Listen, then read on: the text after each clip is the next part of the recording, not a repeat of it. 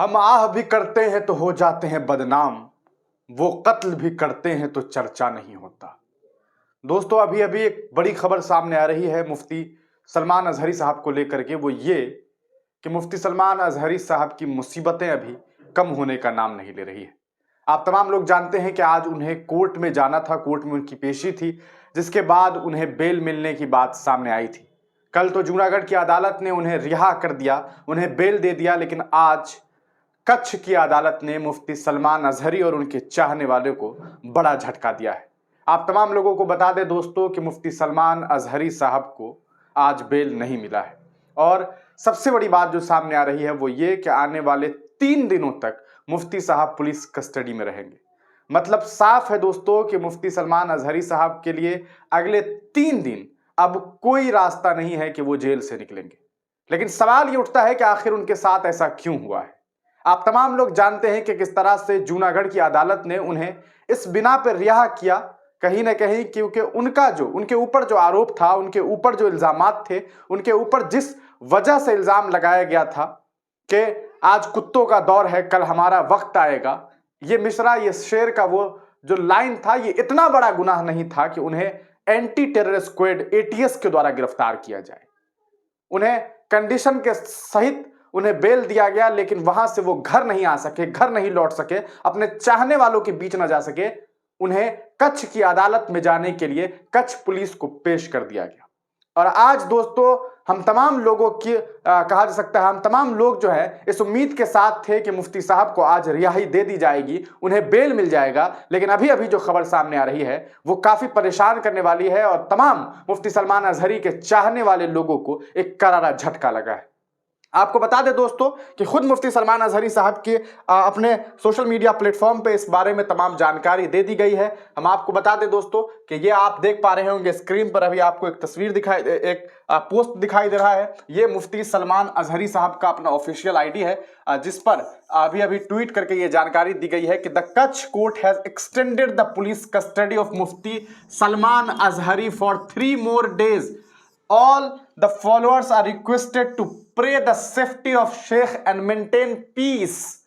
मतलब यह है दोस्तों कि मुफ्ती सलमान अजहरी साहब अगले 3 दिन जो हैं वो अभी सलाखों के अंदर ही रहेंगे।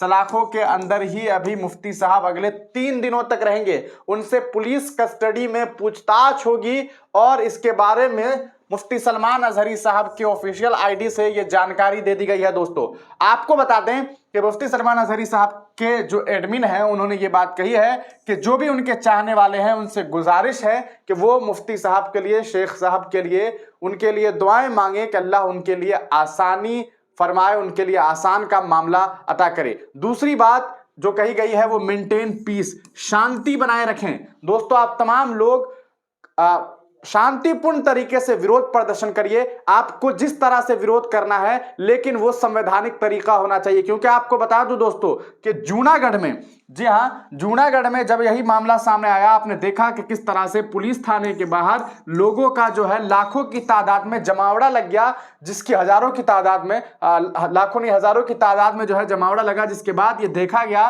कि वहां के 5 लोगों को भी अरेस्ट कर लिया गया बाद में कि इन्होंने मुफ्ती साहब को पुलिस वाले जब ले जा रहे थे उस वक्त इन 5 लोगों ने जो है अवरोध पैदा किया और साथ ही साथ 800 अदर्स पर एफआईआर किया गया है। मतलब आप समझ सकते हैं कि एक लंबा चौड़ा मामला सामने आया। लेकिन कल आपने देखा था कि किस तरह से भिलवाड़ा जो दोस्तों राजस्थान है, वहां राजस्थान के भिलवाड़ा शहर में आपने देखा कि किस तरह से मुफ्ती साहब के लिए हजारों लाखों की तादाद में लोग जो है वो सड़क पर उतर गए और उनके लिए कहीं ना कहीं कोशिशें की गई कि मुफ्ती साहब को रिहा किया जाए।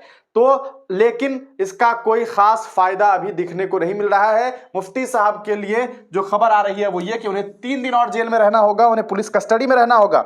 और जो दूसरी बात है दोस्तों, जो अहम बात है वो ये कि अब देखना ये है, चूंकि अगले 3 दिन की बात है, तो फ्राइडे की जो बात हो रही थी, जुमा से पहले अगर इन्हें रिहा नहीं किया जाएगा तो मुश्किलें बढ़ सकती है। देश में बहुत सारे लोग जो हैं वो मुफ्ती साहब के जो चाहने वाले लोग हैं वो सड़कों पर आंदोलन करने के लिए तैयार हैं। तो अगला अगले 3 दिनों में देश में क्या कुछ होता है और क्या कुछ जानकारी हमें प्राप्त मिलती है मुफ्ती साहब को लेकर के, हम तमाम खबरें आप तक पहुंचाते रहेंगे। हमने आपको पिछले वीडियो में बताया था कि किस तरह से मुफ्ती साहब को एटीएस ने गिरफ्तार किया है, जो कि एक एंटी टेरर स्क्वाड होता है जिसका काम होता है टेररिज्म पे कहीं ना कहीं ध्यान देना। लेकिन मुफ्ती साहब को भाषण की वजह से गिरफ्तार किया गया एटीएस के द्वारा, और अब एटीएस ये कह रही है कि हम उनका टेरर एंगल भी तलाशेंगे।